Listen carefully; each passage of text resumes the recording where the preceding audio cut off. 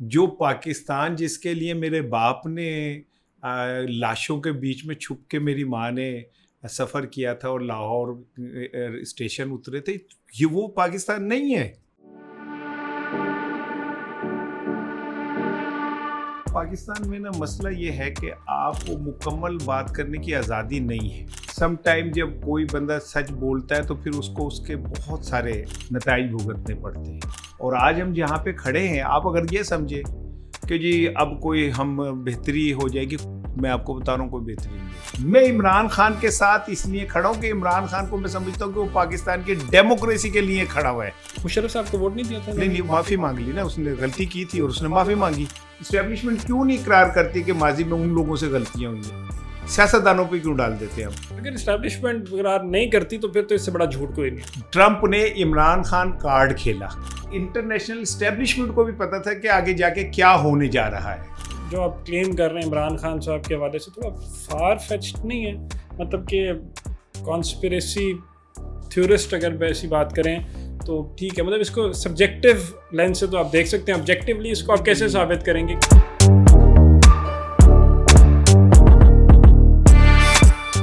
बिस्मिल्लाहिर्रहमानिर्रहीम। हेलो अस्सलाम वालेकुम एवरीवन, मैं हूं Ismail Qasim and I welcome you all to another very special episode. Today we are joined by Isar Rana. अगर आप जर्नलिज्म की बात करें, पाकिस्तान की तारीख़ की बात करें तो ये एक वो उस्ताद हैं जिनके हाथों से बहुत से काउंटलेस नेम्स जो हैं, जो कि आज आप अपनी बड़ी बड़ी स्क्रीन्स पे देखते हैं, बड़े बड़े ओहदों पर देखते हैं, उन्होंने इनसे ट्रेनिंग ली है। He has seen the rise and fall of Pakistan. जब मैंने राइज़ कहा तो एक क्वेश्चन मार्क है कि पाकिस्तान का राइज़ हुआ कब था। तो आजकल भी मेन स्ट्रीम मीडिया के ऊपर काफ़ी मसरूफ़ रहते हैं, लेकिन he has been kind enough, उनसे हमने रिक्वेस्ट किया, उनका टाइम लिया। राना साहब अस्सलाम वालेकुम। वालेकुम अस्सलाम। कैसे मिजाज हैं? ठीक ठाक हैं? राना साहब, पाकिस्तान के उतार चढ़ाव की बात की है, उसको जब आप देखते हैं तो उसमें बहुत ज़्यादा क्वेश्चंस आते हैं। मुझे हैरत होती है कि डिफरेंट लोग हैं, वो किसी एक पॉलिटिकल पार्टी को उठाते हैं और उनको या तो सपोर्ट करते हैं या ब्लेम करते हैं। इफ़ यू आस्क मी, मेरी ज़ाती राय है कि सबका कहीं ना कहीं पे कसूर है कि जहाँ पे आज हम हैं उनमें सबका रोल है। आपको क्या लगता है कि पाकिस्तान की जब हम मॉरल क्राइसिस की बात करते हैं, आइडियोलॉजिकल क्राइसिस की बात करते हैं, आइडेंटिटी क्राइसिस की बात करते हैं या पॉलिटिकल इंस्टेबिलिटी की बात करते हैं, तो हु इज़ टू ब्लेम? किसका कसूर है? देखें, वो तो वैसे एक शेर है ना कि वक्त करता है परवरिश बरसों, हाथ से एक दिन नहीं होता। वक्त लगता है लोगों को तबाही में। अगर ईमानदारी से देखें तो आपको इस बात से बात समझ आ जाएगी कि कायदे आज़म का इंतकाल जिन हालात में हुआ, इट वॉज बिगनिंग ना, कि एक फाउंडर ऑफ द नेशन वो शदीद बीमारी की हालत में आ रहा है और अचानक उसकी गाड़ी का पेट्रोल ख़त्म हो जाता है।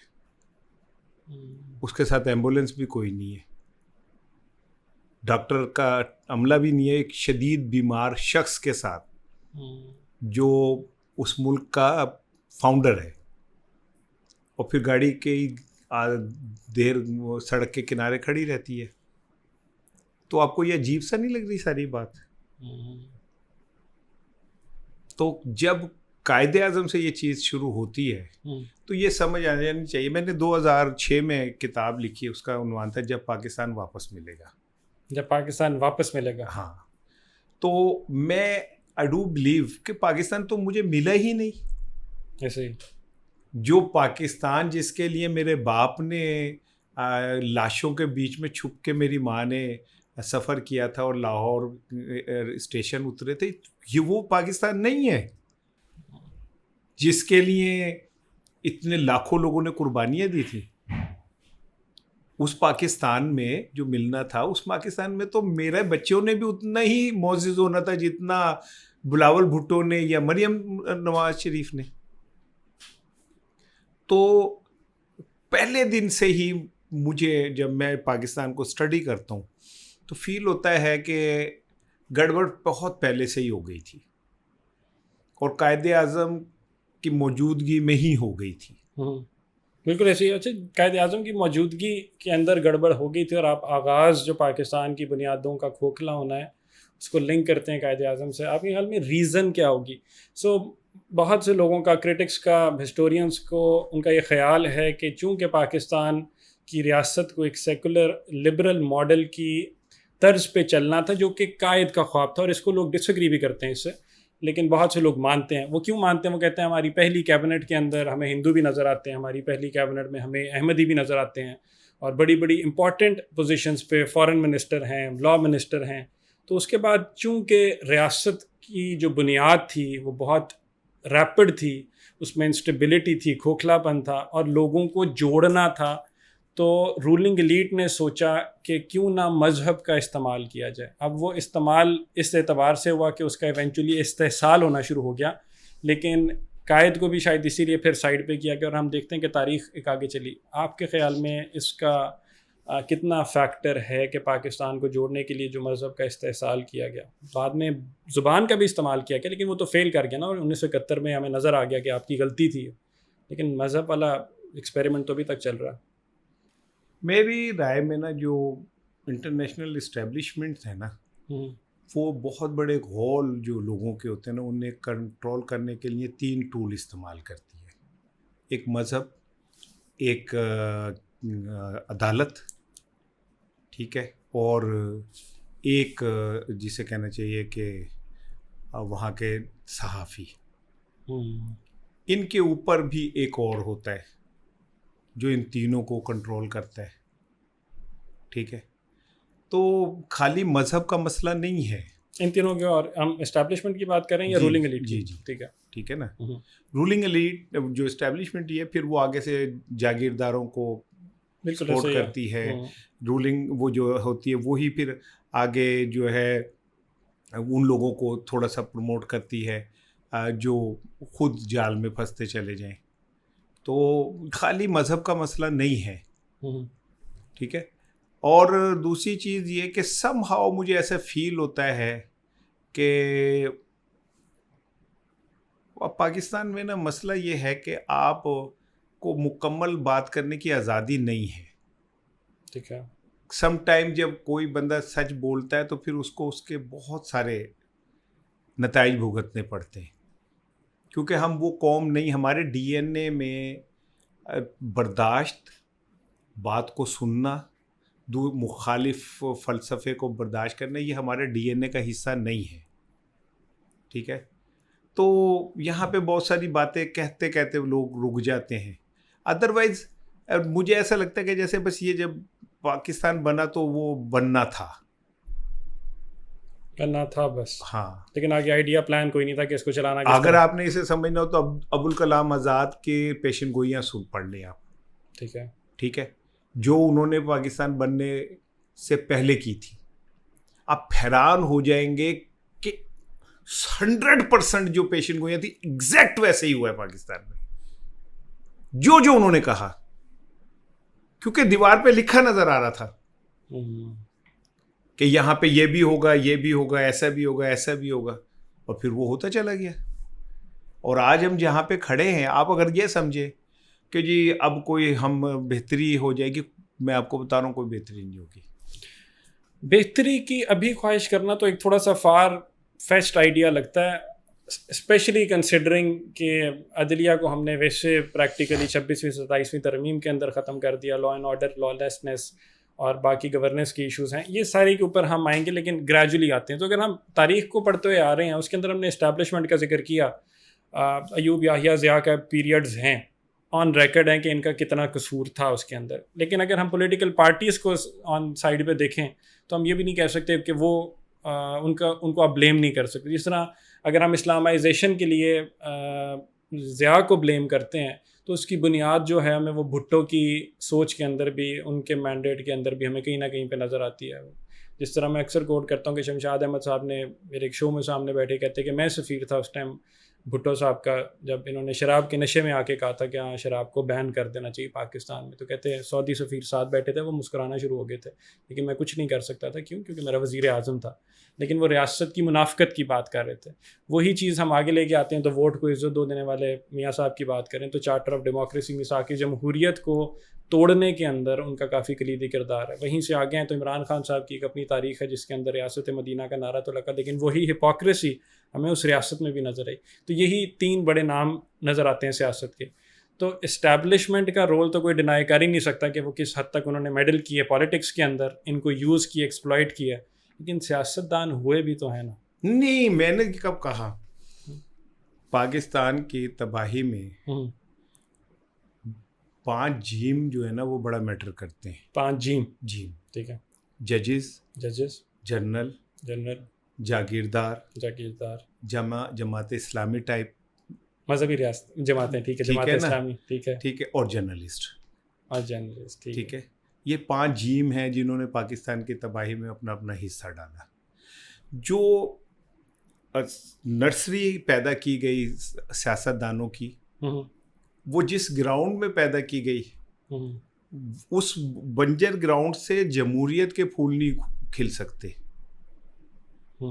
ठीक है ना। ठीक है। फिर ये बात सबको समझ आ गई कि अगर इक़्तिदार मिलना है तो कहाँ से और कैसे मिलना है, ठीक है। और उसके बाद आज तक हम उसी खेल का हिस्सा हैं। इसमें इमरान खान भी उतने ही हिस्सेदार है, खाली नवाज शरीफ की बात नहीं है खाली। और नवाज शरीफ की भी मैं आपको बात बताऊं, नवाज शरीफ का एक क्रेडिट भी है कि 3 दफ़ा उसने इस्टेब्लिशमेंट को चैलेंज किया है, ठीक है ना। 3 दफ़ा वो हार गया, लेकिन उसने कोशिश की है। एक दफ़ा तो उसने उन्हें बुला के इस्तीफ़ा भी ले लिया था, एक आर्मी चीफ से बुला के कहा था कि जी आप इस्तीफ़ा दे दें। तो लेकिन ये कि अगर आपने हम ये वो कहते हैं कि कुछ फूल ने भी अपने किए होंठ नीम वाह, चोरी तमाम रंग की तितली के सर न जाए, ठीक है ना।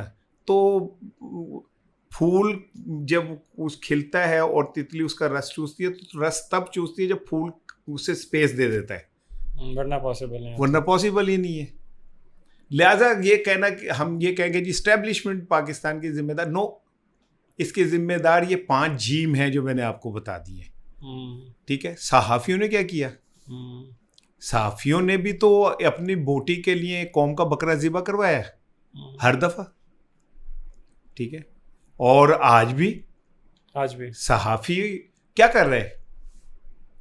मुझ पे ये कहा जाता है मैं पीटीआई की लाइन लेता हूँ, सपोर्ट लेता हूँ। मैंने आपको याद हो, आपने ही मुझसे अब से 2 साल पहले किया था, तो मैंने आपसे कहा था कि मैं इमरान खान के साथ खड़ा हूँ, I am not with PTI. मेरा पीटीआई की क़यादत से कोई ताल्लुक नहीं है। मैं इमरान खान के साथ इसलिए खड़ा हूँ कि इमरान खान को मैं समझता हूँ कि वो पाकिस्तान के डेमोक्रेसी के लिए खड़ा हुआ है। ठीक है, उसने जो भी किया माजी में किया, लेकिन इस वक्त अगर कोई एक रुकावट है अगले 10 साल के बंदोबस्ती निज़ाम में के रास्ते में तो वो इमरान खान है। अदरवाइज ये अगले 10 साल का निज़ाम तय हो चुका है। इसमें एक चीज़ जो क्वेश्चन के तौर पे मेरे जहन के अंदर है कि जब आप कहते हैं कि इमरान खान और जमहूरियत, ये जब दोनों चीज़ें साथ आती हैं तो उनके पोस्ट आउस्टर तो मैं कह सकता हूँ कि शायद ये बात ठीक है। उसके बाद उनकी जो जर्नी रही है वो बड़ी कमेंडेबल है, जिस तरह से उन्होंने एक pro constitutional pro democratic stance रहा है। लेकिन ये तो पिछली 3 साल की जर्नी है ना, उससे पिछली जो बाकी उनकी 23 साल की ज़िंदगी, उसमें तो जमहूरियत कहीं पे भी नहीं है। नहीं, उसके अंदर भी जमहूरियत है। उनकी पॉलिटिकल जिंदगी के जो 23 साल हैं उसके आखिरी 2 साल में वो किसी और तरफ गए। 21 साल तक तो उसके साथ पार्टी उसकी नहीं खड़ी बनी। मुशर्रफ साहब को वोट नहीं दिया था? नहीं, माफ़ी मांग ली ना, उसने गलती की थी और उसने माफ़ी मांगी कि मैंने माफ़ी मांग ली, ठीक है। लेकिन उससे पहले मैं इमरान खान के साथ रहा हूँ बहुत अरसा, ठीक है। तो ऐसा भी होता था कि जब आप साथ रहे किस कैपेसिटी में? ये बात 1997 की है, अब अंदाज़ा कर लो। I was very quite young that time. तो मैं खान साहब के पास, और उनकी भी आगाज़ था। हाँ, मुझे ले गए कोई और उन्होंने ले जाके कहा कि ये मीडिया, बच्चा तो नहीं कहा, मैं एक अखबार का एडिटर था तब भी, तो ये मीडिया को दे कि वो आपकी बड़ी पोजीशन थी उस टाइम, अखबार का एडिटर बड़ी पोजीशन। हाँ जी, और उस टाइम चैनल्स अखबार ही सब कुछ था। सो खान साहब ने मुझे देख के मुझसे 2 जुमले बोले एंड ही सेड ओके, ये नहीं था कि उनके पास अपॉर्चुनिटी नहीं थी या उनके पास चॉइस नहीं थी लोगों की. There are so many people standing outside his home कि भाई हमसे मुलाकात कर ले, हमारा ये नाम है, ये नाम है. तो लेकिन उसके अंदर अल्लाह ने एक ख़ास वो दी है जिसमें वो एक लम्हे में टैलेंट को परखता है, और उसने कहा कि ओके गो हेड. तो फिर मैं उनके साथ रहा. लेकिन मैं आज तक ये शायद ऑन ओथ कह सकता हूँ कि मैंने पीटीआई से कोई माली मुफाद नहीं लिया आज तक. मैं ये बात भी ऑन ओथ कह रहा हूँ कि मौजूदा पीटीआई की क़यादत में मेरी किसी से ज़ाती दोस्ती नहीं है. ठीक है. ये भी मैं ऑन ओथ कह रहा हूँ कि मैं इस मौजूदा पीटीआई की क़यादत में या जो गई हुई क़यादत है उससे मेरा किसी से कोई पर्सनल लिंक नहीं है. ना मैं चाहता हूँ, ना मुझे पसंद है, ना ज़रूरत है. सो इमरान खान ने जो भी किया, मिसाल नहीं देना चाहता, लेकिन दुनिया के बहुत बहुत बड़े लोग जो हैं वो चोरों से कुतब बन गए. कहीं से तो बंदा every saint has a past, every sinner has a future. तो हम किसी के माजी हमें ये देखना चाहिए कि कौन इस लम्हे मौजूद में क्या कर रहा है और कहाँ खड़ा है. आपने भी कहा कि इमरान खान की एक बड़ी क्वालिटी थी कि टैलेंट को परख लेते हैं. उस्मान बुज़दार को जब वो सीएम पंजाब लगा रहे थे उनको कौन सा टैलेंट नज़र आया था? लेकिन ये सिर्फ एक गलती है उनकी, मतलब मेरे जहन के अंदर, चूँकि बहुत से गलतियाँ हैं, हमें इमरान खान की बात आ रही है तो बहुत सी गलतियाँ हैं. उसकी रीज़न क्या है? इमरान फरिश्ता नहीं है, इमरान को नबी नहीं है, इमरान एक ह्यूमन बीइंग है, इंसान है. ठीक है. और इंसान से गलतियाँ होती हैं. इंसान कभी परफेक्ट नहीं हो सकता, वो चाहे इमरान खान ही क्यों ना हो. ठीक है ना. ये अल्लाह ने अंबिया को दिया होता है. ऐसे ही है.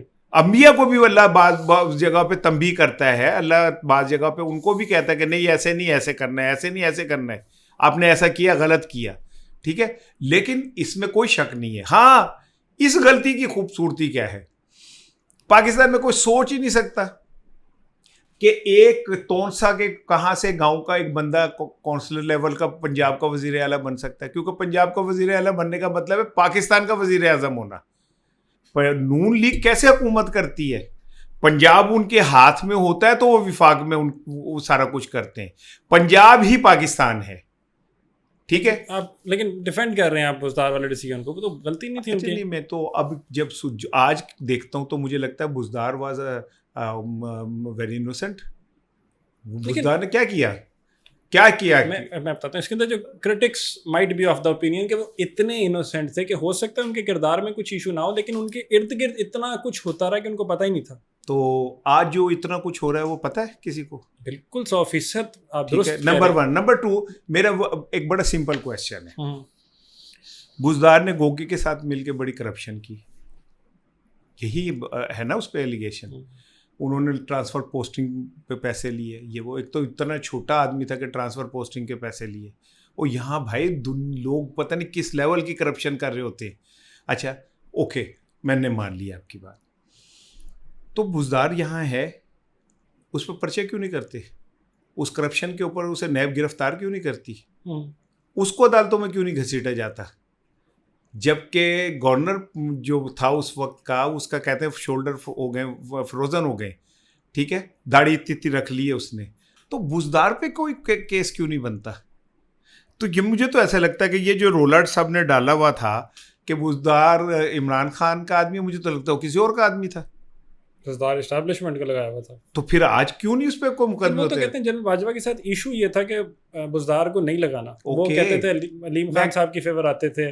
तो भाई ये जिद इमरान खान का, को कहते हैं जिद ना कर सोने खाते, आप बड़ा जिद्दी है.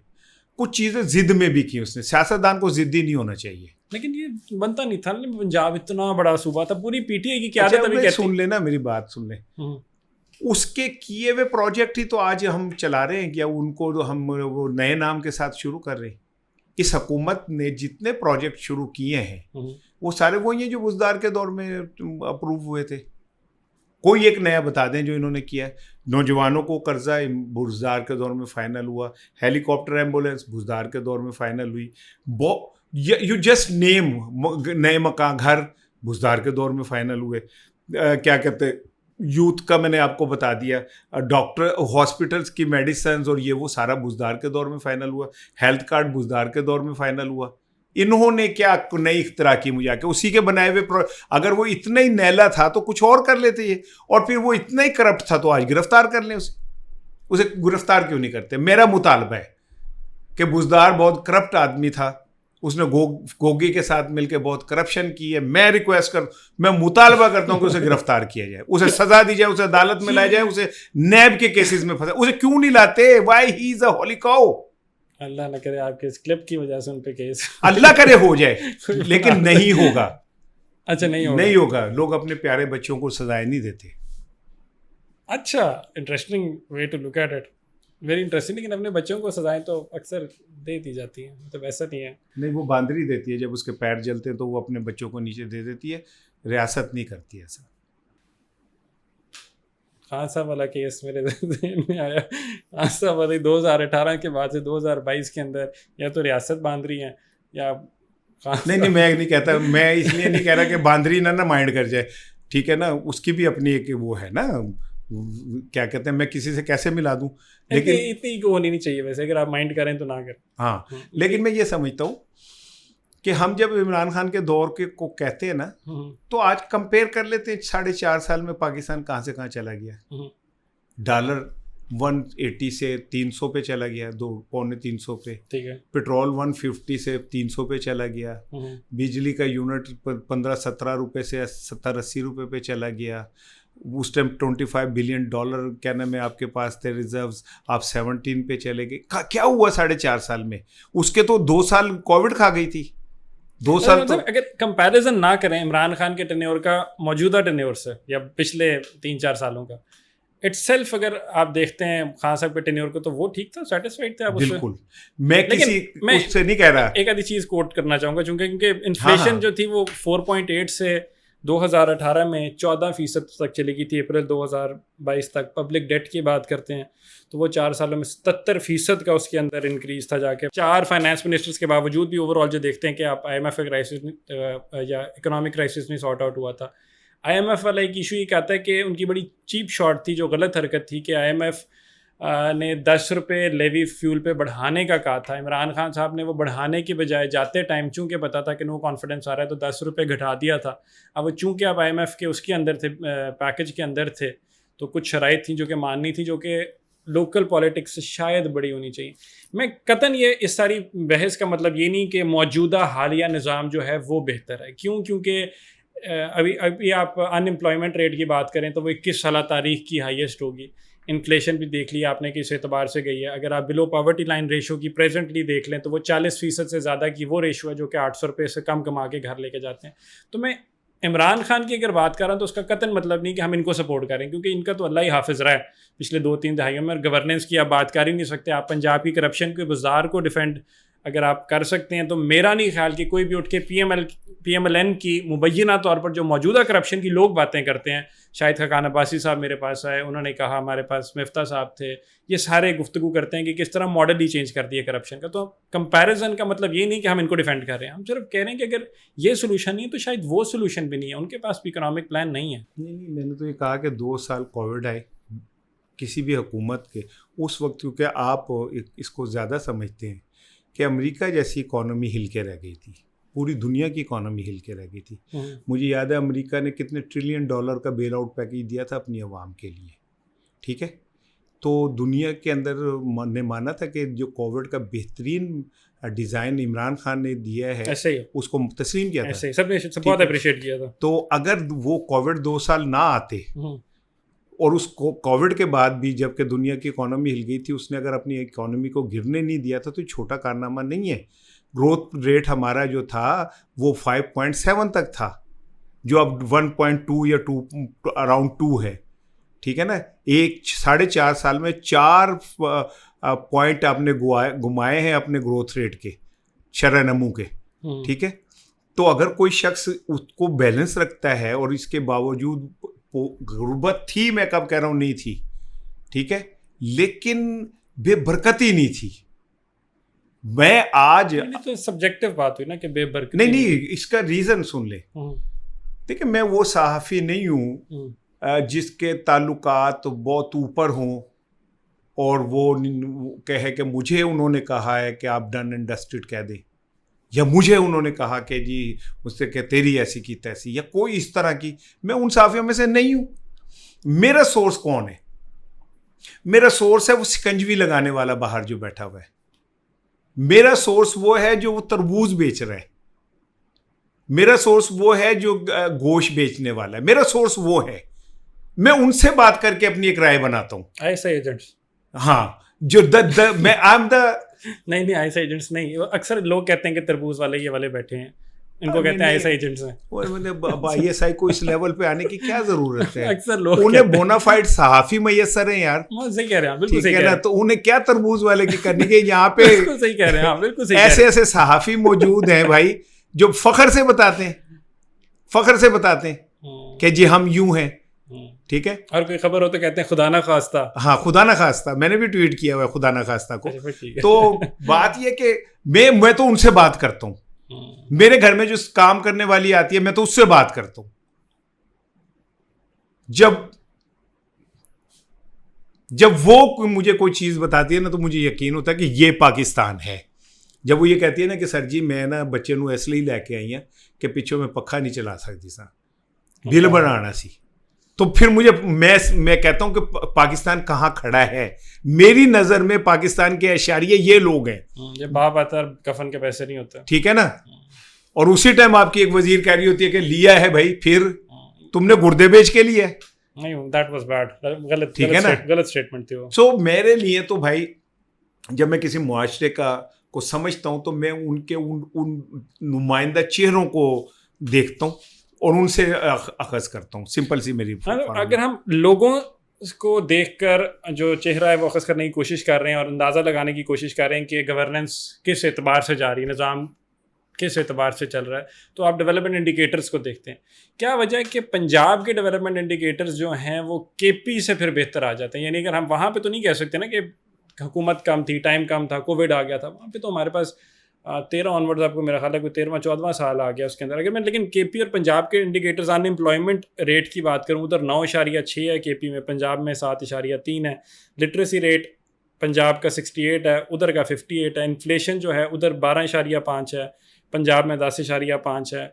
अगर हम अर्बनाइजेशन की बात करें तो इधर पंजाब में कोई 40% पे है, जो कि इटसेल्फ कोई इतनी अच्छी बात नहीं लेकिन है, और उधर 19% की फिगर आती है। तो आप इंडिकेटर्स को देख के कहते हैं कि नहीं, आउट ऑफ स्कूल चिल्ड्रन तो खैर वो पूरे मुल्क का ही एक मसला इशू है, लेकिन वहाँ पे भी है। तो क्या वजह बनी उसके अंदर? यस, एक फैक्टर आता है कि टेररिज्म का बड़ा इशू रहा है KP के अंदर, तो वो चीज़ मैं मानता हूँ, लेकिन उन्हीं टेररिस्ट के साथ नेगोशिएट करने की बात खान साहब करते आए हैं और वही ये पॉलिसी अभी भी चल रही है। देखिए, एक तो अगर KP हुकूमत आवाम की खिदमत नहीं कर पाती तो भाड़ में जाए मेरी तरफ से, मैं उनका कोई तर्जुमान नहीं हूँ। ठीक है, वो अवाम ने उन्हें वोट इसलिए दिया था कि वो अवाम की ज़िंदगी में बेहतरी लेके आए। अगर वो नहीं लाए और वाकई ही नहीं लाए हैं वो, तो ये उनकी मैं समझता हूँ नाकिस तरीन कारकर्दगी है। लेकिन कुछ चीज़ों को जब हम कंपेयर करते हैं, मिसाल के तौर पे हम जब कंपेयर करते हैं कि जी ये पलवान दा मुंडा है, ए देसी घ्यो खाता है, ये गरीब का बच्चा है जिसे रोटी भी नहीं मिलती, और इन दोनों की कुश्ती करा दो जी, तो देखो जी ये हार गया है। तो ये भाई पंजाब को जो फैसिलिटीज़ अवेलेबल हैं वो उनको नहीं है।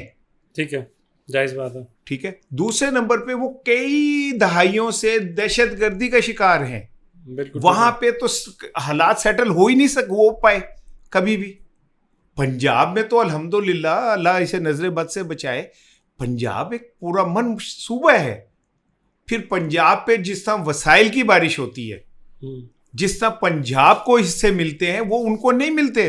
उनके तो अभी तक फाटा के जो फंड है वो नहीं दिए उन्हें, पता नहीं कितने अरब रुपए हैं वो। तो फाटा में कैसे डेवलपमेंट होगी जब आप फंड ही नहीं दे रहा विफाक उसे? तो फिर तीसरी बात यह कि वो हर वक्त हालत जंग में है। और फिर चौथी बात जो है, इस्टेब्लिशमेंट से पंगा लेके कोई सूबा तक तरक्की नहीं कर सकता। 13 में तो इस्टेब्लिशमेंट के फेवर से आ रहे थे वो लोग, बिल्कुल आए हैं 22 तक। जी 10 साल जो थे वो तो फेवर के थे। मैं अर्ज ये कर रहा हूँ कि ये जो पिछले 4-5 साल पंजाब हुकूमत से इनका मुआवजा कर रहे हैं ना, इस हुकूमत की कार, मैं उसके मुताबिक बात कर रहा हूँ। लेकिन हम चूंकि रहते लाहौर में, हम्म, सावन के अंधे को हरा ही हरा दिखाई देता है, ऐसे ही है। ठीक है। हमें थोड़ा लाहौर साउथ में जाएं तो पता नजर चलेगा। आता है, लाहौर को देखते हैं हम कहते हैं बड़ा सोहना शहर लाहौर, नहीं ठीक है, लेकिन चले ना मेरे साथ साउथ चलते हैं, वहां मैं पूछता हूँ कितने पुल बने हुए, कितने अंडरपास बने हुए, कितनी ट्रामें चल रही हैं, कितनी बसें चल रही हैं, कितने हॉस्पिटल हैं। आपके वो एक सिरिंज से कितने बच्चों को जो है वो हो जाता है, वो एड्स हो जाता है, ठीक है। स्ट्रेचर के ऊपर बाहर मैयतें पड़ी होती हैं, लोगों के पास कफन नहीं है, ठीक है। तो आप कैसे, उनके तो अगर क्राइम हो रहा है तो इसलिए कि उनकी पुलिस इंगेज है दहशतगर्दों के साथ। आपके यहां अगर ये सब कुछ हो रहा है, आपके ऊपर तो ये प्रेशर नहीं है। कौन इस सूबे को ऐसा बना रहा है जिसमें ये पुलिस स्टेट बन जाए, जिसको मर्जी मार दे? जिस आदमी ने उस बच्ची के साथ ज्यादती की और सरगोदा में और फिर रेप किया और फिर कत्ल कर दिया, उसको तो मैंने पहले दिन कहा कि इसे फांसी चौक में दें, लेकिन प्रोसेस के साथ दें, अदालत दे उसे फांसी, ठीक है। आप 5 पुलिस अफसर कैसे तय कर सकते हैं भाई किसी को फांसी से मार दिया जाए? सीसीडी वाला जो मामला है और जो पुलिस स्टेट बनाया गया या हार्ड स्टेट का बयानिया रियासत लेके चली, ये अनजस्टिफाइड है और इसके ऊपर बातचीत करते हैं। लेकिन जो हमारी पिछली डिस्कशन चल रही है उसके अंदर आपने 2-3 दफ़ा जिक्र किया दहशतगर्दी का, और यही जो है उनका नैरेटिव भी आता है तहरीक इंसाफ से जब पूछा जाता है कि क्यों केपी के अंदर उस एतबार से प्रोग्रेस या डेवलपमेंट हमें नज़र नहीं आती। कि अगर आप मल्टी डायमेंशनल पॉवर्टी की बात भी करें तो कोई 25% का कंपैरिजन होगा 40% है, जो कि वहाँ पे ज़्यादा है। अब इसके अंदर सवाल ये पैदा होता है कि अगर दहशतगर्दी है तो उसका कसूरवार कौन है? हमें कसूरवार कौन में आप एक इंसान को तो उठा नहीं सकते, तारीख़ है, लंबी है और फॉल्ट लाइन्स बहुत ज़्यादा है। लेकिन उसमें इमरान खान साहब के दोहा अकॉर्ड जहन में ज़रूर आते हैं कि उसका कितना फैक्टर है। उसमें इमरान खान साहब की सोच ज़रूर आती है, जिसके अंदर जब वो अफ़गान तालिबान की रिहाई होती है और तो वो उसको प्रमोट करते हैं। जब उन्हीं के इमरान खान साहब की हुकूमत के DGISI जाके कहते हैं एवरीथिंग इज़ अंडर कंट्रोल और चाय पीते हैं और सारा कुछ करते हैं, तो वो तो सेम पेज वाले नैरेटिव का उस दिन से लेके इवन टिल नाउ, जब इमरान खान साहब चले भी गए और इमरान खान साहब की अपनी हुकूमत में उन्होंने तो बहुत ज़्यादा सपोर्ट किया। उन्होंने निगोशिएट करने की बात की कि निगोशिएट करना चाहिए, इनके साथ बैठ के बातचीत करो। इवन वैन जब रियासत ने यह भी कहा कि इनसे हम बातचीत नहीं करेंगे, ये फितनतुल ख्वारिज है, इनको हम ख़त्म करेंगे, तो हमें अभी भी नज़र आता है कि केपी हुकूमत कहती है कि नहीं, इनको बातचीत करो इनके साथ। तो फिर दहशतगर्दी के अंदर तो उनकी अपनी पॉलिसी ठीक ना किसी हद तक। देखें, ये सिर्फ एक एस्पेक्ट है, 9 और होंगे। इमरान खान के दौर में एक ड्रोन अटैक नहीं हुआ केपी में, अब देखें कितने हुए, ठीक है। इमरान खान के दौर में क्या किसी हद तक अमन कायम नहीं हो गया था केपी में? इस तरह की दहशतगर्दी ख़त्म हो गई थी। दहशतगर्दी थी इस तरह की नहीं थी जैसे अब मौजूदा एक नई लहर आई है। तीसरी बात ये कि ये तो रियासत के फैसले होते हैं, आपने अगर उन्हें लाके बसाया तो ये तो इमरान खान की काबीना के मिनिस्टर कहते हैं हम कुरान पे ओथ देते हैं कि हम तो इनकारी थे, लेकिन अब वो इस्टेब्लिशमेंट उस वक्त की चाहती थी कि ये लोग यहाँ आके बसें। फिर चौथी बात ये कि अगर जनरल फैज ने जाके वहाँ चाय का कप पिया तो ही वाज अ मतलब पार्ट ऑफ इस्टेब्लिशमेंट। इस्टेब्लिशमेंट क्यों नहीं इकरार करती कि माजी में उन लोगों से गलतियां हुई हैं? सियासतदानों पे क्यों डाल देते हैं हम? अगर इस्टेब्लिशमेंट इकरार नहीं करती तो फिर तो इससे बड़ा झूठ कोई नहीं है। इस्टेब्लिशमें की गलतियां तो आसमान को छूती हैं, तो आप तो कोई डिनाई कर ही नहीं सकता। इसलिए मैं तो उस पर डिबेट पे पढ़ूंगा ही नहीं कि आपकी किस हद तक किस एतबार से गलतियां हुई हैं। और इसमें कोई बुराई वाली बात नहीं है अगर आप एक्नॉलेज कर लें कि हाँ भाई गलती हुई, अब इससे सीखना है। इस्लामाइजेशन के अंदर हमने मुजाहिदीन तैयार किए, हमने उन्हें मुजाहिद बनाया, उन्होंने हमें काटा, ठीक है, उन्होंने हमें काटा, फिर हमने फिर उनके साथ दोस्ती की, आपने फिर उन्होंने हमें काटा, फिर हमने उनके साथ दोस्ती की। हम कभी उन्हें फ्रीडम फाइटर बना देते, कभी हम उन्हें दहशतगर्द बना देते, मर्जी से। जब आपका दिल करता है आप पॉलिसी चेंज कर देते हैं, जब दिल करता है आप उनकी नस्लें ला के बिठाते हैं, जब दिल करता है रिपैट्रिएशन के नाम पे 3-3 पुरानी नस्लें उठा के बाहर निकाल देते हैं। तो इस चीज को तो आप डिनाई कर ही नहीं सकते कि आपकी गलतियां। और फिर एक और चीज भी मैं आपको बताऊं, मेरी नज़र में मेरे लिए सबसे पहले पाकिस्तान है, उसके बाद इमरान खान या कोई है। मेरे लिए इमरान खान का होना बहुत ज़रूरी है, लेकिन पाकिस्तान का होना सबसे ज़्यादा ज़रूरी है। मेरी नज़र में कोई फ़र्द पाकिस्तान से ज़्यादा अहम नहीं है, ये बात सबको समझनी चाहिए। अगर आंसर पाकिस्तान अहम है फिर तो आप बहुत ज़्यादा खुश होंगे जो भी फॉरेन पॉलिसी फ्रंट के ऊपर हमने विक्ट्रीज ली हैं, इर्रिस्पेक्टिव ऑफ द फैक्ट कि इमरान खान जेल में है। वो गलत है, उनकी जो कुछ उनके साथ हो रहा है वो गलत है, लेकिन एक और दुनिया के अंदर अगर इमरान खान ना एग्जिस्ट करते हैं और यही मौजूदा निज़ाम हो और इस एतबार से फॉरेन पॉलिसी फ्रंट के ऊपर सालसी का किरदार भी ना निभाए, अमेरिका ईरान जंग का इस्लाम MOU का नाम इस्लामाबाद MOU हो जाए, तो तारीख़ में तो लिखा जाएगा कि यहाँ पे एक ही पॉइंट के ऊपर यहाँ पे हमारे पास बड़े से बड़ा सफ़ीर भी यहाँ पे मौजूद था, डिप्लोमेट्स भी थे, लीडर्स भी थे, और यहाँ पे आके पाकिस्तान ने उनको सेफ़ पैसेज भी दिया, उनकी बातचीत भी करवाई। At the same time military front के ऊपर आपने इंडिया को अपनी हार्ड पावर भी दिखाई और उनको भी आपने दिखाया पूरी दुनिया को कि हमारी एयरफोर्स एयर माइट कितनी ज़्यादा तगड़ी है। चाइना भी बहुत खुश है, आप पूरे रीजन के अंदर एक मिडिल पावर बन के उभर रहे हैं। तो अगर आप इमेजिन कर रहे हो कि पाकिस्तान के साथ ये चीज़ें जोड़ी जा रही हैं तो बड़ी खुशी की बात होती है। खान साहब वाली चीज़ गलत है, मैं वैसे बात कर रहा हूँ। वो मैं समझता हूँ कि बीइंग पाकिस्तानी मुझे फ़ख्र है कि हम दुनिया का सलामती कौंसल बने। दुनिया की जो सबसे बड़ी जंग थी वो हमने रिजॉल्व कराई, और जब अक़वाम मुत्तहिदा फ़ेल हो गया था, इंसानी हकूक़ की तंजीमें फ़ेल हो गई थी, सलामती कौंसल फ़ेल हो गया था, तो इस्लामाबाद कामयाब हुआ था। क्या बात, ठीक है, मुझे फ़ख्र है अपने पाकिस्तानी होने पे, मुझे फ़ख्र है कि हमने अमेरिका और ईरान को आमने सामने बिठाया है। Being Pakistani it's a very pride moment for me, और मैं इस पे हमेशा फ़ख्र करूँगा। लेकिन अब लेकिन ज़रूरी है इसके बाद। हाँ, लेकिन हमें इससे मिला क्या? हमने क्या कमाया इसमें?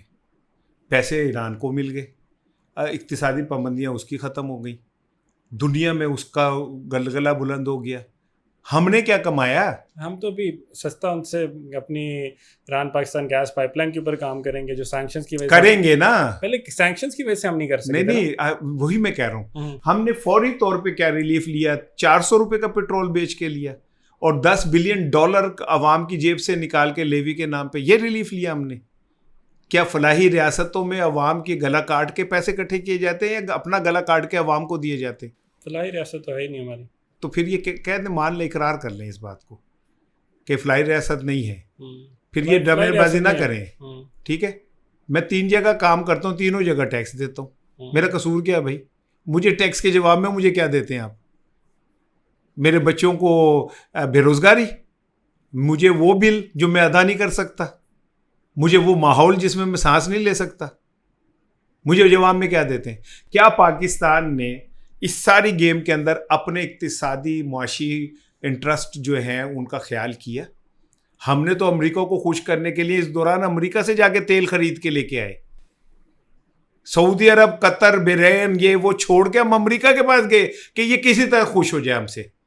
हमने तो अपने 20 शिप्स जो हमें मुफ्त के मिले थे वो अमेरिका को दे दिए जाके। तो हम, जब मैं कहता हूं कि I am a proud Pakistani, तो मैं कहता हूं कि हमने किया ये सब कुछ, लेकिन अब अमेरिका ने फिर हमला कर दिया है। तो बतौर सालिस क्या हम अमेरिका से पूछ सकते हैं कि भाई हमने तेरी सुलह कराई थी और एक मुआहदा हुआ था, तो ये क्या किया तूने? और वो आपका दूसरा भी, लेकिन दोनों बड़े इंपॉर्टेंट लेकिन थे कि आम आवाम का क्या। बाज़ औक़ात ना पंचायत जहाँ हो रही होती है ना, सुलह वाले का नुकसान कुछ नहीं होता, पंचायती का बड़ा नुकसान हो जाता है। जो सुलह कराना आता उन्होंने एवं ही 2-4 पै जाती। हाँ जी, वो वाले हिसाब ना हो जाए। हाँ, और दूसरा जो लेकिन था हमारा वो इमरान खान का था कि मैंने सारी अगर तकरीर की है तो उसका कतन मकसद ये नहीं है कि इमरान खान के साथ जो कुछ हो रहा है वो जस्टिफाइड। अब सुने, इसमें भी एक गेम है। अच्छा, वो क्या? इमरान खान को जेल में जो फेंका गया, वो तो एक इंटरनेशनल एस्टेब्लिशमेंट को भी पता था कि आगे जाके क्या होने जा रहा है, क्या इस खित्ते में क्या होने जा रहा है। ठीक है, और उन्हें पता था कि हमारे रास्ते में हर्डल्स क्या हो सकती हैं। उन्होंने उन हर्डल्स को साइडलाइन किया। ट्रंप ने इमरान खान कार्ड खेला। वो कैसे? पहले उसने इमरान खान के नाम पे वोट लिया, फिर उसने एक हवा बनाया कि मैं आगे हूं और अब मैं जिन्होंने इमरान खान को जेल में फेंका उनको देखो मैं करता क्या हूं। यहां से ट्वीट हो रहा है, रिचर्ड ग्रेनेड कर रहा है, यहाँ से जनाब फला सेनेटर कर रहा है, यहाँ से फ्री इमरान खान, फला से फला।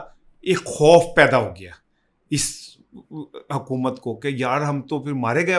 ट्रंप ने तो आके इन्होंने फटाफट ट्रंप से कहा कि भाईजान आप हुक्म करें कि आपको चाहिए क्या है, छड्डो इमरान खान नूं, तुसीं सानूं दसो कि असीं तुहाडे लायक की काम कर सकते हैं। और ट्रंप क्या चाह रहा था? वो यही चाह रहा था कि ठीक है फिर आप ये उसे पता था कि मैंने ईरान पे भी हमला करना है, उसे पता था कि मैंने ईरान की जोहरी तवानाई को भी ख़त्म करना है, उसे सब कुछ पता था। ये कोई आप समझे कि एक वन फाइन मॉर्निंग ट्रंप उठा और उसे ख्याल है कि ईरान पे हमला करना है। भाईजान वो अमेरिकन हैं, उनके थिंक टैंक 100 साल की प्लानिंग करते हैं। हेनरी किसिंजर ने अब से 40 साल पहले इंटरव्यू दिया था कि हमने ये तय किया है कि पेट्रोल पैदा करने वाले जितने मुल्क हैं उनके ऊपर कब्जा कर लेंगे। 40 साल पहले इंटरव्यू था, मैंने पढ़ा है। और फिर क्या किया उन्होंने? लीबिया, मिस्र, शाम, उर्दन, क्या नाम है, इराक, सबके को तहस नहस कर दिया, उड़ा के रख दिया सबको। आज लीबिया जैसा एक फलाही रियासत, मैं उसे फलाही रियासत कहता था, आज वहां पे 2 ग्रुप बन गए हैं जो आपस में बरसरे पैकार है। शाम में क्या हो रहा है, इराक में क्या हो रहा है, मिस्र में क्या हो रहा है। मतलब आपकी बात बिल्कुल ठीक है, लेकिन जो आप क्लेम कर रहे हैं इमरान खान साहब के हवाले से थोड़ा फार फेच्ड नहीं है? मतलब कि कॉन्स्पिरेसी थ्योरिस्ट अगर वैसी बात करें तो ठीक है, मतलब इसको सब्जेक्टिव लेंस से तो आप देख सकते हैं, ऑब्जेक्टिवली इसको आप कैसे साबित करेंगे कि जो बाइडन, जो कि इमरान खान साहब की दौरे की हुकूमत के अंदर आने के बाद उन्होंने कॉल भी नहीं उठाया, अमेरिका के साथ हमारे ताल्लुकात बिल्कुल बुरे हैं, उनकी जो कंपेटिटिव ने एडवर्सरी ने दूसरी जब हुकूमत में आना है अपनी बारी लेने के लिए, तो वो एक कॉन्स्पिरेसी रचाते हैं कि सपोर्ट करो। ये तो पीटीआई ने फंड किया उनको, और ये ऑन रैकेट मौजूद है पॉलिटिकल कैंपेन्स रन करने के लिए अमेरिका के अंदर। ये क्रॉस द वर्ल्ड हर जगह चलता है। इसमें उन्होंने सिर्फ इनके लिए नहीं की, हर जगह के लिए वो लोग करते हैं जब आप उनको पे करते हैं। तो उसके बाद जब रीच आउट किया इन लोगों ने डोनाल्ड ट्रंप को कि हम अमेरिका का जो इलेक्शन है वो तब्दील करवा देते हैं, तुम्हें पावर में लेके आते हैं ताकि तुम हमें आके इमरान खान को अंदर में समझ नहीं आया मुझे हाउ। नहीं, पहले तो यहाँ से शुरू करें ना कि जब इमरान खान ने कहा एब्सोल्युटली नॉट, ठीक है, ये तय हो गया था कि ये बंदा अड़ियल है और ये बंदा हमारे इन अपकमिंग प्रोजेक्ट्स के अंदर हमारे साथ नहीं खड़ा हो सकता, ठीक है ना, क्योंकि इमरान खान का जो वोट बैंक है वो एंटी अमेरिका वोट बैंक है। और दूसरी ये कि इमरान खान का स्टाइल जो है वो सर झुका के चलने वाला नहीं है। अब वो तो आप देख लें, जब तक वो इंटरनेशनल कॉन्फ्रेंसेस में गया हमें तो बताना पड़ता है कि शहबाज शरीफ साहब वो आखिरी लाइन में 5वें नंबर पे खड़े, वो चलता हुआ आता था और आके आगे खड़ा हो जाता था। एक अपनी खुद ही थी ना उसकी।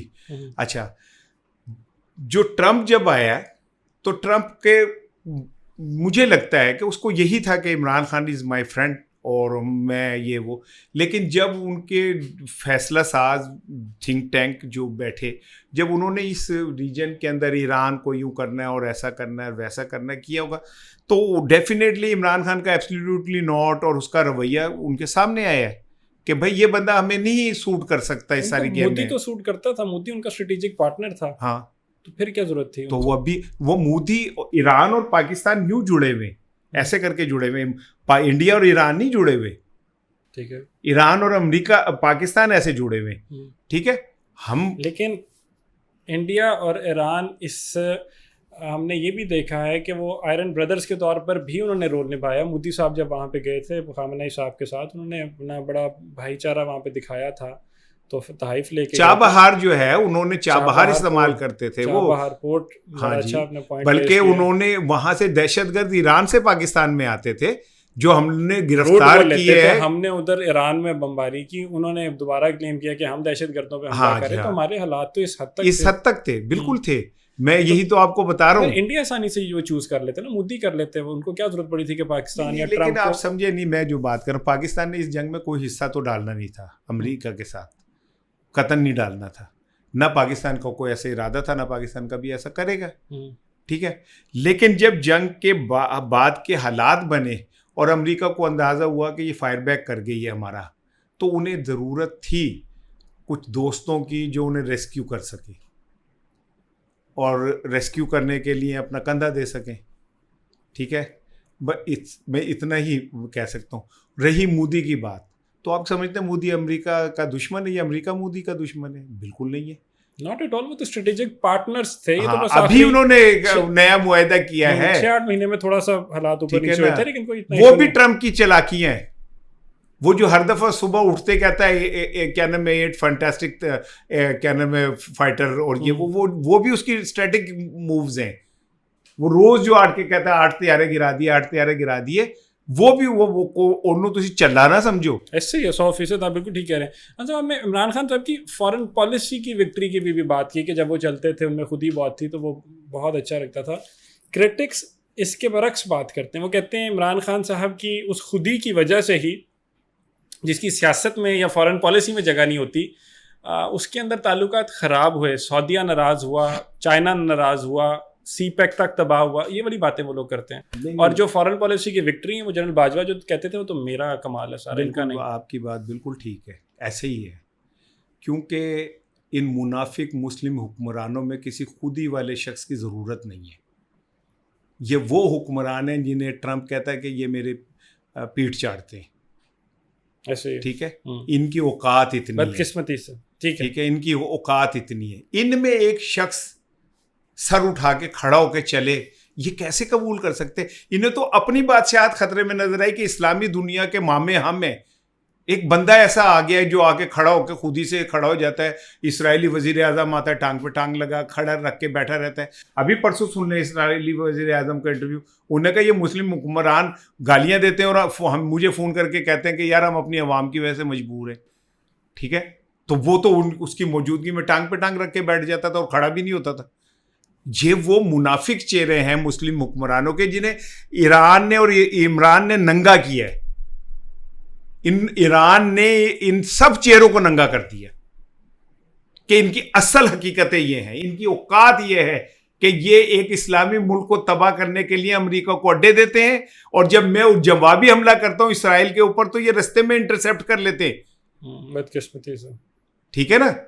तो ईरान ने तो इन्हें नंगा कर दिया, और इमरान खान ने क्या कहते हैं पाकिस्तान के इस सारे उसको नंगा कर दिया पकड़ के। क्या असल में ये तुझे केड़े 1947 तो चक्रंज पे हो, केड़े चक्रंज पे हो तुझ सारे। लेकिन यहाँ पे मैं एक चीज आपको बताऊं, वो है ना अलम तरकई फफाला रबू कभी असाबिल फील, ठीक है। अब उसका तर्जुमा पढ़े। क्या तूने नहीं देखा हमने हाथी वालों के साथ क्या सलूक किया? अल्लाह, ठीक है। क्या हमने उन्हें जलील और रुसवा नहीं कर दिया? अल्लाह, क्या हमने उनके ऊपर वो भेजे झुंड के झुंड अबाबील, और जिन्होंने उन पर कंकरियाँ बसाई और उन्हें ऐसा कर दिया जैसे खाया हुआ भूस। अब हाथी वाले कौन है? किसका निशान है हाथी? ट्रंप का, ठीक है।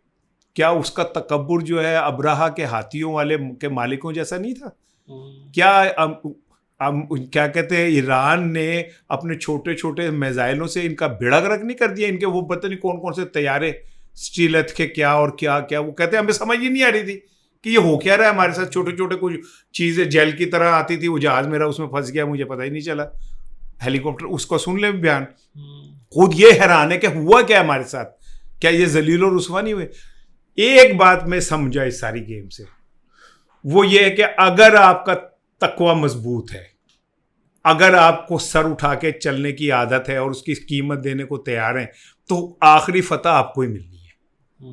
और ईरान ये जो छोटे छोटे जो लोग हैं ना, छोटे छोटे बोने जिनके सरों पे बड़ी बड़ी कलगियां और बड़े बड़े ताज हैं, ये अंदर से इतनी औकात है कि ट्रंप कहता है ये मेरी पीठ चाटते हैं, और आगे से कोई इनमें से जवाब भी नहीं देता। उस सरजमीन जिसने हमें गैरत सिखाई, जिसने हमें औरतों की इज्जत सिखाई, ट्रंप के आने पे वो अपनी बेटियों के बाल खोल के डांस करवाते हैं उसके आगे। और अगर कोई शख्स कह दे कि एब्सोल्युटली नॉट, मैं तुम्हें नहीं मानता, मैं नहीं दूंगा अड्डे, तो भाई वो जेल में ही जाएगा। वो शुक्र करें बच गया। भाई भुट्टो मर गया, कजाफी मर गया, अनवर सादात मर गया, जमाल अब्दुल नासिर मर गया, शाह फैसल मर गया, हवारी बुमदियन मर गया, क्या कहते हैं और 10 नाम मुसलमानों के ले ले, मर गए सारे, मार दिए उसने जो उनके आगे खड़ा हुआ। तो बड़ी गल है, वो जिंदा है, बहुत बड़ी बात है। बहुत बड़ी बात है। चलें, अल्लाह उनको सेहत दे, अल्लाह उनको इस्तिकामत दे। इसमें तो कोई दूसरी बात नहीं है कि ये जो नाम दिए हैं ये उम्मत के लिए बड़े नाम थे और इनको इंटरनेशनल इस्टेब्लिशमेंट ने साइड पे किया। डीप स्टेट का जो रोल है आप उसको माइनस तो नहीं कर सकते, ये तो 100% बात बिल्कुल दुरुस्त है। लेकिन अगर हम इंटरनल अपना लोकल फ्रंट पे देखते हैं, डोमेस्टिक फ्रंट पे देखते हैं, फाइनली जो निज़ाम चल रहा है कंक्लूजन से पहले लगता तो ऐसे है कि बज़ाहिर अभी चलेगा और ये लोग आराम से बैठे हुए हैं और अपनी विक्ट्रीज़ को सेलिब्रेट कर रहे हैं। ऑल्दो मुझे नहीं पता किस तरह कर रहे हैं, क्योंकि पाकिस्तान ब्यूरो ऑफ स्टेटिस्टिक्स के जब आप स्टार्ट्स को देखते हैं तो आपको बड़ी ही परेशान कुल सूरत हाल नज़र आती है कि गरीब आवाम की, जैसे राना साहब बात कर रहे थे, उनके साथ हो क्या रहा, उनके हालात क्या हैं, वो बहुत ही बुरे हैं। तो निज़ाम यही हाइब्रिड सेटअप जो चल रहा है चलता रहेगा इस तरह ही, और वो अंदर ही रहेंगे, या कोई आपके ख्याल में तब्दीली होगी? क्योंकि अगर तब्दीली होती है तो वो तो डील से ही होगी, उसके बगैर तो कोई रास्ता नज़र नहीं आ रहा। पाकिस्तान ना अनहोनियों का मुल्क है, ये होनियों का मुल्क नहीं है, ये अनहोनियों का मुल्क है।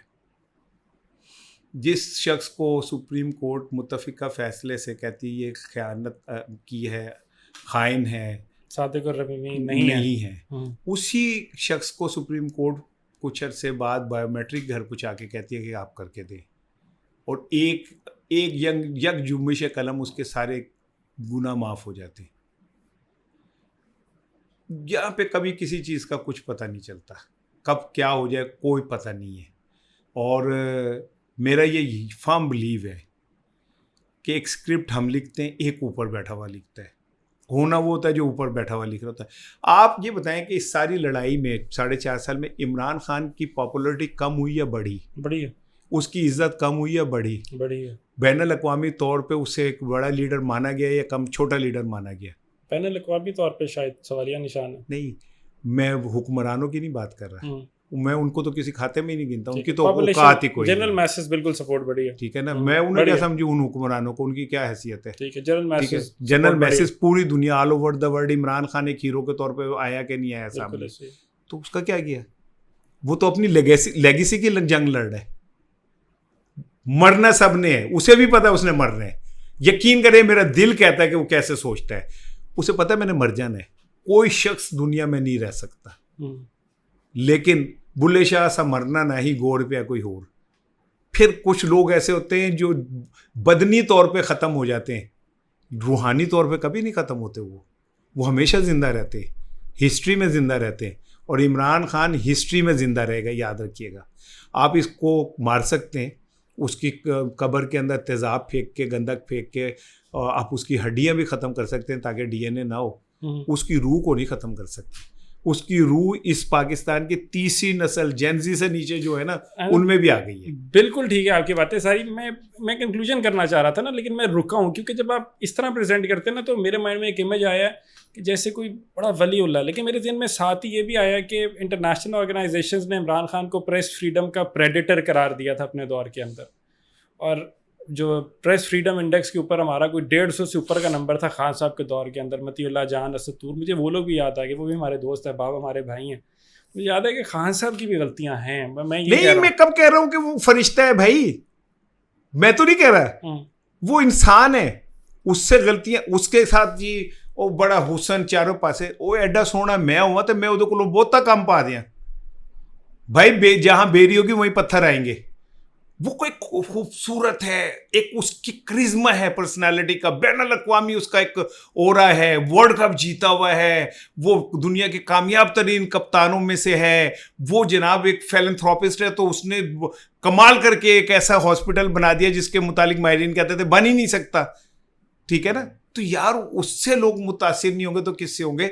मैंने मिराज खालिद साहब, अल्लाह उन्हें जन्नत नसीब करे, मैंने उन्हें कहा मिराज खालिद साहब सुने पुटो साहब दे बड़ी खवातीन दे नाल ताल्लुक से, तो वो वुडबाइन का सिगरेट पीते थे, ऐसे ठोक के कहते राज साहब की बच्चे वाली गल की यार, वो इन्ना सोहना सी कि साडी काबीना दे जेड़े मर्द सन ओहदे नाल इश्क करदे सन। तो भाई खूबसूरत है वो। Peoples party, secular, liberal, progressive Jamaat, मर्द का मर्द से प्यार, बिलावल भुट्टो, वो वाला प्यार नहीं अल्लाह माफ करे, तुसी स्कैंडिनेविया पहुंच गए। नहीं, मैं वो वाले नहीं। अच्छा, मैं थोड़ा आगे निकल गया। भाई देखे ना, थोड़ा वापस बात ये कि मैं आपकी खूबसूरती से मुझे अच्छी लगती है, तो मेरा एस्थेटिक सेंस जो है वो खाली औरतों पे तो नहीं रुकेगी, लेकिन अगर मुझे कोई मर्द अच्छा लगता है, मुझे अर्तुगरल अच्छा लगता है या उस्मान अच्छा लगता है, तो वो खूबसूरती, उसकी मर्दाना खूबसूरती का जो ओवरऑल इम्पैक्ट है, मैं उसकी बात करता हूँ। नहीं सही कह रहे हैं, बिल्कुल मैं मजाक कर रहा था। हाँ जी, हाँ। बिल्कुल ठीक है। चलिए जाने वाले दिनों के अंदर हम दुआ कर सकते हैं कि लॉ एंड ऑर्डर जो है वो प्रिवेल करे, बिकॉज अगर आप लॉ एंड ऑर्डर को देखते हैं तो उसके अंदर तो इमरान खान साहब की मुलाकातों का बंद होना या उनके साथ जो भी गैर इंसानी सलूक हो रहा है वो गैर शरई भी है और गैर कानूनी। वैसे तो मैं है ही आपकी है। बात बीच में काट दूं, मुझे ऐसा लगता है कि पिछले कुछ दिनों में उनकी कहीं एक बड़ी मुलाकात बाहर के किसी आए हुए उससे भी हुई है, मुझे कुछ थोड़ा सा ऐसा है। लगता है आपको? जी, हो सकता है ना भी हो। और नहीं, आई थिंक सो, क्योंकि कुछ चीज़ें, खबर नहीं है, तज्जिया है ना। हाँ जी, हाँ, तज्जिया ठीक है, बिल्कुल ठीक है जी। आने वाले दिनों के अंदर बेहतरी के रन साहब का बहुत बहुत शुक्रिया। दुआ है कि आप ऐसी आवाज़ आपकी बुलंद रहे और आपकी सोच जो है वो नौजवानों तक पहुंचती रहे और आपको अल्लाह इस्तिकामत दे। सबसे बढ़कर अपना ख्याल रखिएगा। इस्माइल कासिम को इजाज़त दीजिए, अपना बहुत सारा ख्याल रखिए। अल्लाह हाफ़िज़।